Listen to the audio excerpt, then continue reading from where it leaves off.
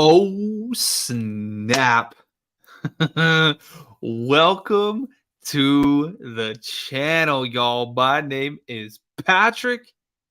If you like true crime, make sure you subscribe, hit that like button.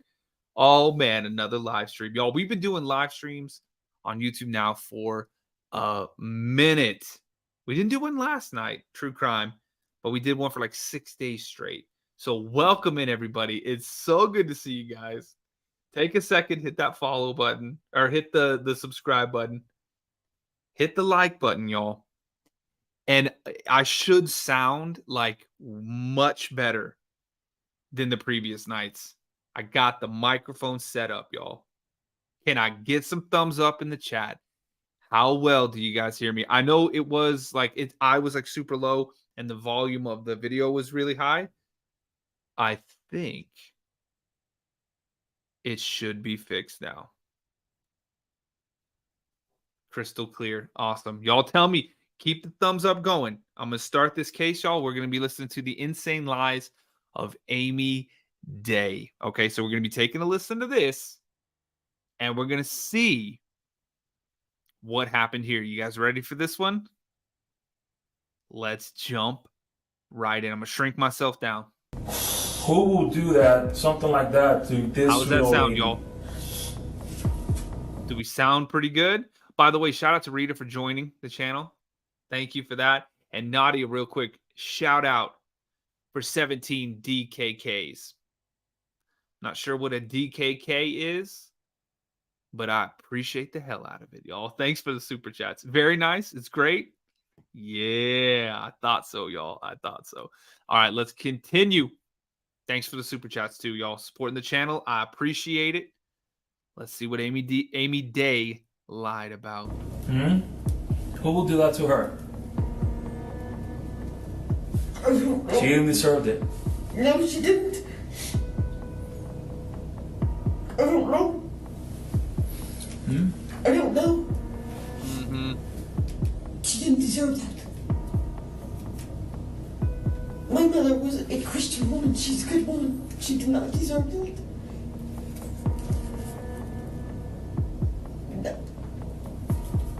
No. My mom is not gone. Please, God, please tell me she's not gone.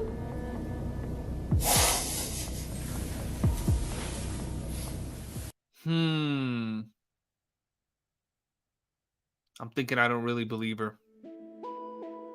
On a late summer's evening in 2015, a woman named Judy Schult received a phone call so disturbing it would prompt her to drive straight to the home of her 79-year-old mother, Ora Lea Hawkins. There she would find the house empty and in darkness, save for the dim glow of a nightlight in her mother's living room. When her knocks went unanswered, a distressed Judy returned home. Within days, however, she would learn the real reason her mother's house had been in darkness and just how close she had been to intercepting the horrific events that had been unfolding right there, just feet from her. This story takes us to the small town of St. Cloud in Osceola County, Florida, just a 30-minute drive from downtown Orlando. Oh man, damn Florida. Situated on the southern shore of Lake Topohalika, St. Cloud lies surrounded by lush marshlands, waterways, and lakes. Not surprisingly, recreation in this quiet, laid-back community revolves largely around fishing, boating, and nature hikes. But in 2015, this quiet town would find itself thrust into the glare of the media spotlight, and for the worst reasons imaginable. On the evening of September 19, 2015, the phone rings at the home of 47-year-old Judy Schult.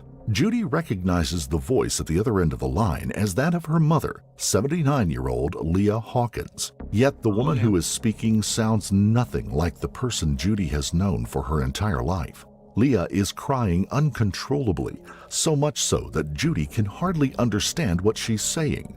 She hears something about a trip to Colorado with someone by the name of Rose from church, and that she'll be gone for 6 months. Before Judy can question, What? Just out of the blue, you get a call from your mom and it doesn't sound like her? And she's just like, hey, what's up? I'm going to Colorado with Rose. Who? Click. That's crazy as hell. or even process the bizarre information, her mother has hung up. Plus, who wants to go to Colorado for 6 months? What? Just kidding. We love Colorado. Panicked, Judy jumps in her car and within minutes is pulling up in the driveway of her mother's Lakeshore Drive home. At the sight of the house, however, her sense of dread just deepens. The house is in near total darkness, save one dim light coming from the mother's living room. Judy rings her sister, 44-year-old Amy Day. Amy has been living with her mother since her divorce 5 years earlier. Amy tells Judy that she's just received. Oh, damn. I live in Colorado. ... Are you sure? I didn't know St. Louis was in Colorado. Received a similar call from her mother, but Amy is 150 See what I did there? miles away in Chiefland, I candy too. I do. Gainesville, with her fiancé. She tells Judy that she'll be home at 11:30 a.m. the next morning and will call her when she's 15 minutes away. By 11:15 the following morning, Judy is already waiting in her mother's driveway. All night she's been trying her mother's cell phone. She's also phoned Leah's sister in North Carolina and her friend Maria and anyone in the community who might know where her mother is. No one has heard from Leah. Disturbingly, the church pastor says he knows of no one in his congregation by the name of Rose. At 11:25, Amy finally phones Oh, no. See, it's starting to get creepy. to say that she is minutes away from the house. But 2 minutes later, the front door opens. It's Amy. No car has pulled up and no one has walked up the driveway. Amy says that she had been dropped off by her boyfriend shortly before Judy arrived. It's typical behavior for Amy. But right now, Judy has more important things to think about, like finding her mother. The two sisters search the house. The home is immaculate, as it always is. It's also empty. All of their mother's personal belongings have been removed. Her toiletries, vitamins, her phone and laptop, and Leah What? Even the damn vitamins? herself is nowhere to be seen. The closet in the spare And took that lady's damn calcium pills and everything. room had been emptied of her winter clothes, and several suitcases were gone from a garage. To anyone who didn't know their mother, it might look like the home of someone who had packed up and gone to Colorado. But Judy and Amy know better. Leah would never book a weekend away without Judy's help, let alone a 6-month trip. She'd never miss Christmas with her grandson James. And even if she had left on emergency business, why was she not answering her cell phone? At 2 p.m. on Sunday, September the 20th, Judy rings the Osceola County Sheriff's Department to report her mother missing. The news of Ora Lea Hawkins' disappearance shakes the small community of St. Cloud. The Hawkins are a well-known family in Osceola County where they have lived for decades. Leah's ex-husband was the former sheriff's captain for the Osceola County Sheriff's Office.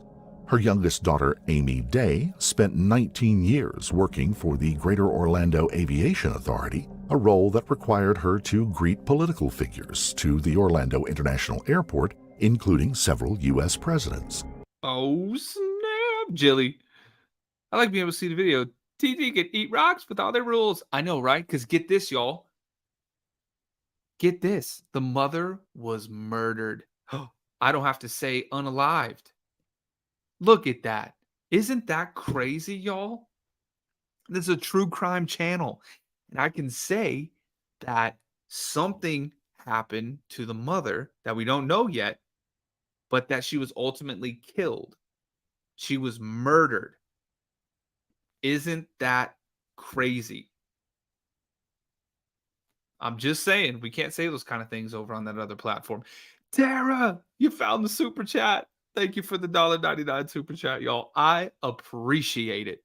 Thanks for supporting the channel. Let's keep going. By 2015, Leah is enjoying a well-earned retirement not far from one of the town's picturesque lakes.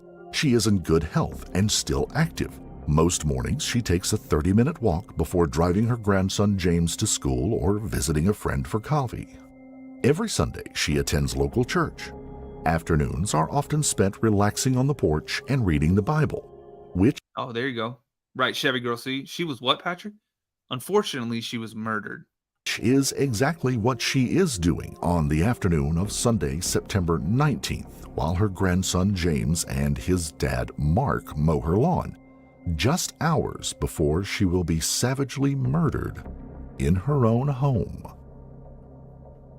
Dear God. Officers arriving at the home of Lea Hawkins on Sunday, September 20th, are quick to realize the scene has been staged. Under Leah's bed, they find her laptop and iPad.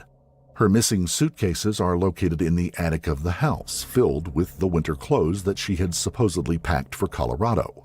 Oh no. That's crazy, y'all. All the suitcase and everything, they just find him in the attic. Oh, she didn't go to Colorado. All her stuff is up in the attic. One case contains her watch, sunglasses, library card, and legal documents, as well as torn-up checks and, chillingly, zip ties and a used roll of duct tape. Oh, Her toiletries and vitamins are found flung hell no. behind the back fence in a locked Flung behind the back fence, just like out there. They won't find him there. travel bag. They find her driver's license, keys, and credit cards. But the worst discovery was yet to come. Oh no, it's gonna be her. On the afternoon of Monday, September 21st, a team of forensic investigators noticed something unusual in the garden. What appears to be a freshly dug flower bed full of brightly colored flowers. Oh no. Don't tell me that the damn. Please don't tell me that the damn. She's underneath the flower garden, y'all. Oh Lord, have mercy. Y'all, make sure you join the channel. Thanks for the super chats. Y'all, if you send a super chat, I think the Zelda sound effect will go off.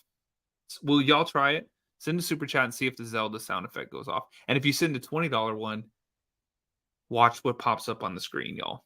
Galaxy Gang, check in. You already know. All right, let's keep going. When they move in to take a closer look, they realize the flowers scattered across the freshly turned soil are fake. Investigators had just discovered the gruesome final resting place of Ora Lea Hawkins. Oh my God. Lea had been brutally murdered. Her body had been wrapped in garbage bags and a pink blanket, then Is that the... bound in rope and a long white coaxial cable. 3 zip ties bind her hands in front of her body, and duct tape has been wound around her arms and torso. An autopsy will later reveal that Lea had been severely beaten around the face and head.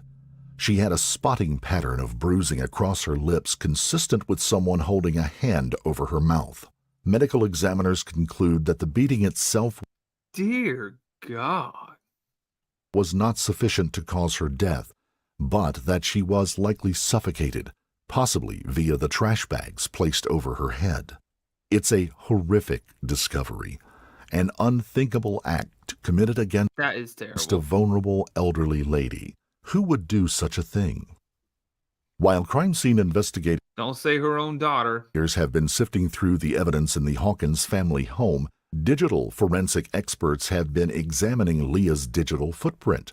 In the days leading up to her death, they find that Lea went on quite a shopping spree. On Saturday the 19th, she spent over $1,000 online at Walmart. She also made multiple bank transfers and, on the morning of Saturday the 19th, a withdrawal of $400 from a nearby ATM. Police pulled surveillance footage from that ATM. Lea, they know, was still alive at this point, but the person withdrawing the money from the ATM that morning was not Lea. Yup. Who was it?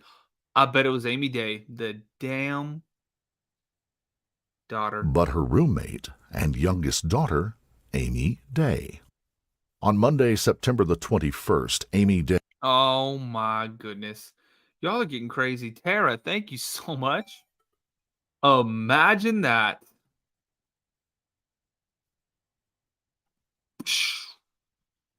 Galaxy Gang. Thank you for the love. Tara, you guys are amazing. You don't have to do that, Chevy girl. Thank you. Thanks for the love, y'all. Thank you for the love. Thank you for the support. Unfreaking believable. Let's keep going. Is taken into an interrogation room at the Osceola County Sheriff's Department for a formal interview. That interview will last over 8 hours. Well, we did find your mom.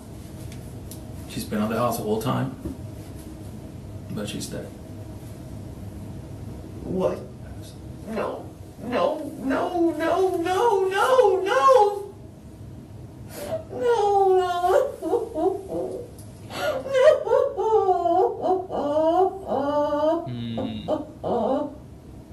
She was buried in the backyard the whole time, and flowers placed on top of her. No. No. My mom is not gone. Please, God, please tell me she's not gone. Before we go on any further, let's fill in some gaps.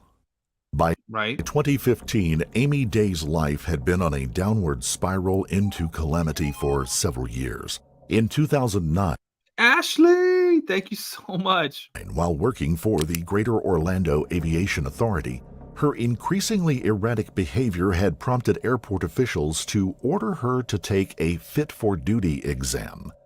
Amy, you see, had developed a dependence on pain and anti-anxiety medication. While the test did not detect illegal drugs, Amy accepted a $20,000 severance check and resigned after 19 years of service. In May 2010, a glowing reference from a former director of the GOAA helped her secure a job as a 911 dispatcher for the Osceola County Sheriff's Department. But just 3 months into the job, Amy was arrested on DUI charges. She'd crashed her car and had been found strung out and slurring. She managed to keep her job until August, when she was arrested twice in as many days, once again for driving under the influence. Amy was let go from the Sheriff's Department and sentenced to 22 days in jail. Blood tests during her arrest revealed high levels of 4 different pain and anti-anxiety medications. That same year, her husband, Bobby Day, a 5-term Osceola County property appraiser, filed for divorce. Bob himself was no saint. In 2006, he had been removed from office and sent to prison for 6 months after being convicted of 2 counts of felony grand theft after misusing public funding. By the end of 2010, Amy was back living at her mother's. No records show that she held any form of employment after that. Instead, she took to living off of her mother Leah's modest income and stealing from her when she needed a bit extra. She also stole from her sister Judy, breaking into her house one Christmas and cleaning it out of cash.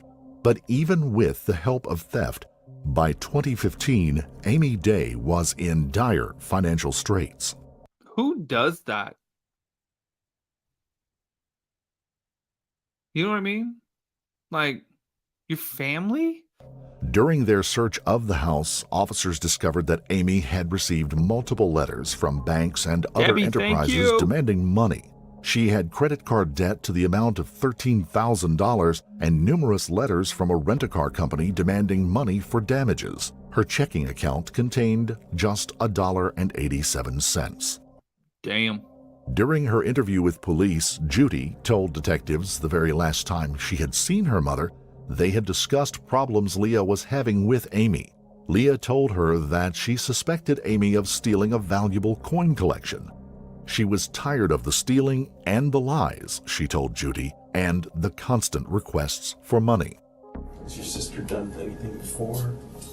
Well, when my mom was over at the house Saturday during the day, we were talking about her, if he only knew what she has said or done to me.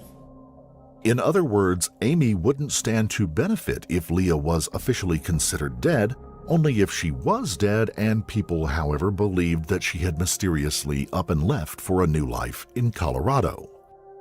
During her September 21st interview with homicide detectives, Amy repeats the account she gave to officers the previous afternoon, when her sister had first reported their mother missing. She had also given officers her cell phone. When was the last time you heard from your mom? Between 8:20, 8:25. That's when you received that phone call where she was a little bit, you said she was crying.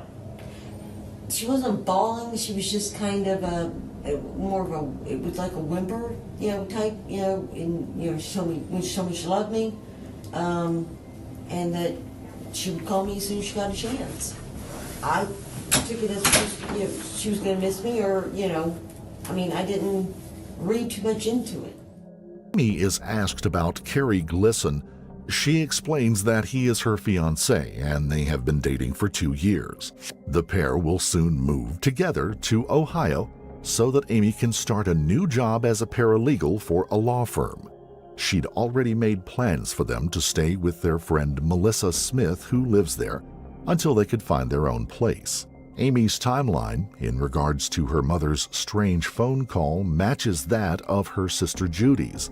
She also has an alibi for the evening of the 19th. However, in the hours since giving her first statement to police, detectives have dug into her phone records, her online activity, her movements, and her alibi. And let's just say that Amy's stories are a little problematic. When police examine Amy's phone records, they find no evidence of an incoming call from her mother's phone on the evening of September 19th. They also find no... That's not what you want to hear. That is not what you want to hear, y'all. By the way, I just created another live stream that we're going to do after this one, y'all. It should automatically pop you over to that one when this one ends, y'all. But if it doesn't, it'll just be the same way you got to this one. It should be right on top of the page.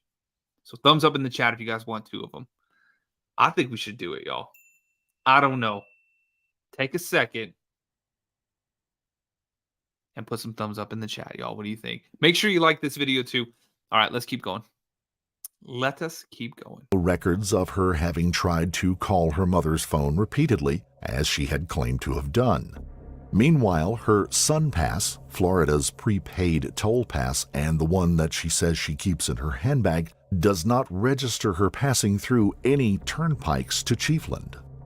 For your phone, the last phone call that you ever did to your mom was on September 18th, which was Friday night, just before 11 o'clock at night. Will you be surprised about that? It's based on your phone information. Very. And I know that I called my mother cell phone book after the 18th. Left in Kerry's car, which is and he didn't pay the toll. He went through the e-pass section, right? I would like to know what you would say if I told you that the last time that account was used was earlier this month, and there's absolutely no record of him going through e-pass. I can't give you an answer, but I mean, okay, because I don't understand, but it does surprise me. You just to be completely honest with us. And that's what give you an answer I because am. you I'm lied. being completely honest with you.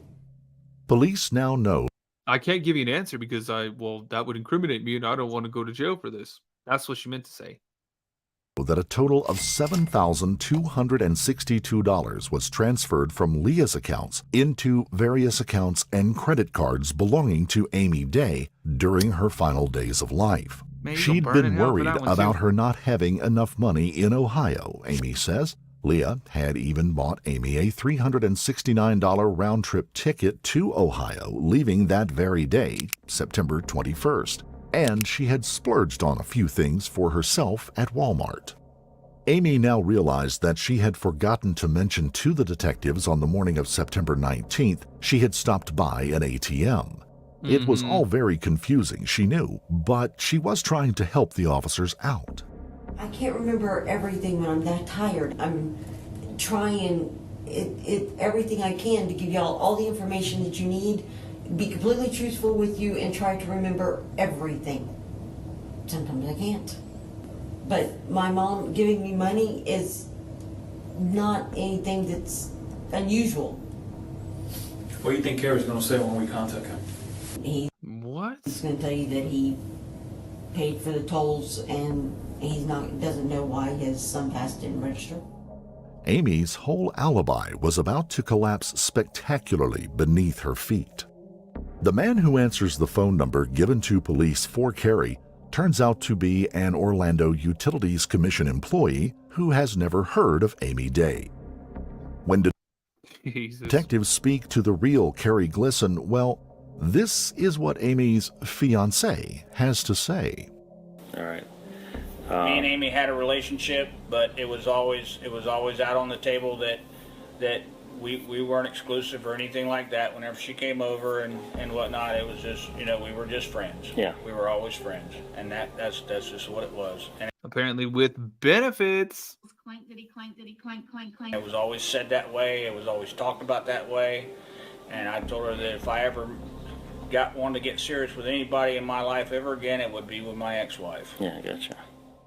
According to Amy's logic, why make your alibi about a friend when they could be a fiancé with a black Mustang? But there's another problem with Amy's alibi as well. Carrie tells police he hasn't seen Amy in well over a month, and certainly not last Saturday night. He did speak to her on the phone, however, not long after Judy reported her mother missing. Ooh. Did y'all not hear the sounds? Thumbs up in the chat. Could y'all hear the sounds? She called me. She was a little distressed and asked me if I would call law enforcement and tell them that I picked her up at 5 o'clock and dropped her off at 11:30, or she was going to be arrested. Okay, when she told you this, what were you thinking? I was thinking that she was having another DUI problem. And what was your response to her? I told her absolutely not. Yes, I said, there's no way that I could call them and lie to them. And I said, I wouldn't do it anyway. I said, but just so you know, there's no way that they can get away, that I can get away with that. Word spread fast through the community about the gruesome murder of Ora Lea Hawkins. Andrea, thanks for joining the team. Soon, police have Melissa Smith on the phone, the childhood friend of Amy's who was accommodating her when Amy makes her big move to Ohio ready to start the new job. Melissa tells police that she is shocked by the news of Leah's death, but not for the reasons you might think. Melissa was about to drop a bombshell. Amy had phoned Melissa to tell her that her mother Leah had died, she said. But that phone call had come on Friday, September the 18th, the day before. Man, Amy, you are crazy as hell. Amy. Tara, welcome to the team. Y'all, look, that is crazy as hell. The day before? Why? Like, I mean, that's like go to jail, go directly to jail. Do not pass go. Do not collect $200. How can you be that crazy? Y'all, we need to put the wow emoji on YouTube. I'm going to figure out how to do that. Leah had gone missing when Leah was still very much alive and well. As for Amy's job in Ohio, she had never managed to train as a paralegal due to her drug abuse issues, and Melissa had pulled the plug on the work she'd offered her several months prior. At this point, it is impossible to tell whether Amy is deluded enough to think officers might still believe her. From her first interview, she locked herself into one easily disprovable lie after the next, and yet, even when confronted with the summation of her insane stories, she remains indignant to the end. You know what the issue is, I think, is the lack of logic that's going into what you're saying. That's the biggest problem, because that looks like you're hiding something. I know. And I'm not. On the evening of Monday, September 21st, Amy Day was arraigned by police at the Osceola County Sheriff's Department. This lady is crazy as hell. You know how crazy this looks, right? It looks like you're lying. I know, but I'm not. You mean you are? Oh, this lady is killing me. This lady is killing me. And y'all, because we're on YouTube, I can say that. I could say this lady's killing me because she very clearly murdered her mom. That's what I can say over here. Y'all, if you leave the chat or if you refresh the page really quick, if you've joined the channel, y'all, you should have the wow emoji now. Y'all double check. Y'all double check. The same agency where her father, Captain Ed Hawkins, had worked for nearly 20 years, she is later charged with first-degree murder, kidnapping, and aggravated abuse of the elderly in relation to her 79-year-old mother's death. Today in court, we learned about what happened in those days leading up to the mother's death. Accused of a gruesome crime, Amy Day sat before a jury in Osceola County on Tuesday. In September 2015, investigators say Day killed her mother, Ora Lea Hawkins, and then buried the body in their backyard in St. Cloud. For money, you sicko. You crazy as hell, lady. In court Tuesday, Day's sister, Judy Schult, described the last phone call she had with her mom. Very, very upset. She was crying uncontrollably. Schult says her mom explained she'd be gone 6 months on a trip with a friend, something that seemed strange to Schult. I asked her what was wrong, what was going on, that she wouldn't be gone through Christmas. She wouldn't be gone that long away from her grandson. After that, Schult says she searched her mom's house and reported her missing. Days later, she found her mother's belongings in a locked bag. Tuesday, Schult fought back tears as she explained. My mother's driver's license, credit card, keys. Soon, the mother's body was found in the yard and Day was arrested. She faces multiple charges, including kidnapping and premeditated murder. During an interview after her arrest, Amy does some final digging when it comes to burying herself in her own lies. A detective asks if they will find her DNA on the trash bags used to wrap her mother's body. She confirms that yes, they might. She's handled the trash bags before. When he asks what else her DNA might be on, she lists a few other items. You told us that your DNA would be on white wire, be on black bags, be on the green and pink sheet, and be on scuffy rope, right? It'd be on tape. But yeah, but these things you were asking me whenever I was No, out. I'm just telling you. Man, this lady is crazy as hell. Yeah, She told me, right? Right, whenever All this, yeah. stuff when I was out, Yeah, different things out in the garage. These are the things that you named off, right? Right, out in the garage, yeah. So you named all these off. I mean, but there's a lot of other things my fingerprints and DNA would be on out there. No, I understand. But you know that you just named off everything that your mother was wrapped in. But police hadn't told her that duct tape had been used on her mother's body. Oh my God. Way to go, Amy. Well, good. I mean, I'm glad that you're not the brightest crayon because you got caught. You were brought to justice. Nor that it had been wrapped up in a blanket with rope and a white coaxial cord. This was information only the police and the killer at this point could have known. But Amy still insists. The last time she had seen her mom, she was alive, well, and happy. She even said she loved her. Amy takes one more shot at duping the police, and this new story she sticks with to the end. Oh, God. I wonder what craziness she's going to come up with now. The truth is, Saturday I was not home. However, I was not in Gainesville. I was with a gentleman by the name of Rocket. Next thing was whenever I contacted my sister, and I did lie to her and tell her that I was getting home a little after around 11:30, 11:35, and I had already been probably home maybe about 15, 20 minutes. And that's when I really did notice in her room that her clothes were gone. We will never know for sure what went on the night that Ora Lea Hawkins died at the hands of Amy Day. But we can make assumptions, like that when Amy phoned her childhood friend Melissa Smith on Friday, September the 18th, she had already decided to kill her mother, and that she had killed her mother in order to continue draining her bank accounts. Amy's challenge was how to kill Leah while still taking time to make it appear as if she was still alive. During Amy's trial, state prosecutors argued that Amy had kidnapped her mother, zip-tying her hands and binding her arms to her body with duct tape. She had then beaten her until she agreed to phone Judy from the home phone with her bogus story about a 6-month-long trip with the fictitious Rose. When Judy frantically drove over to her mother's house that night, it was merely minutes after that phone call.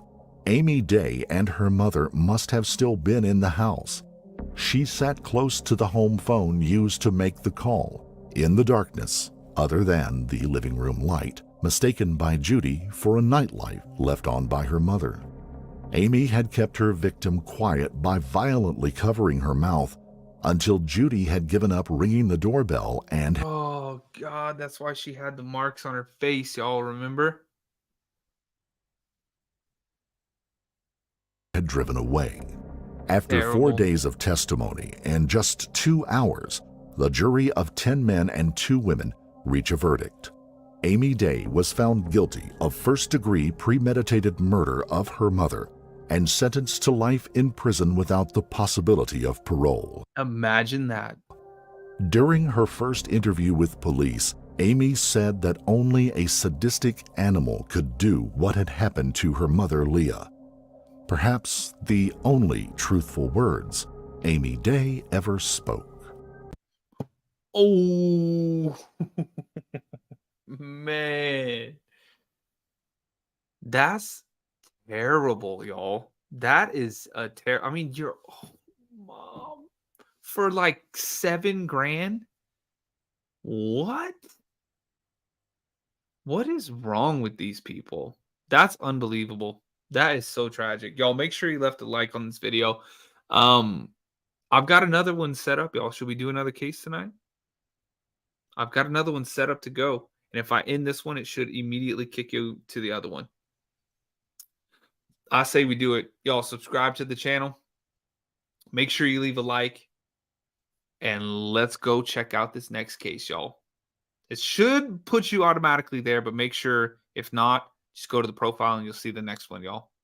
All right. I'll see you guys in a second. Let's go.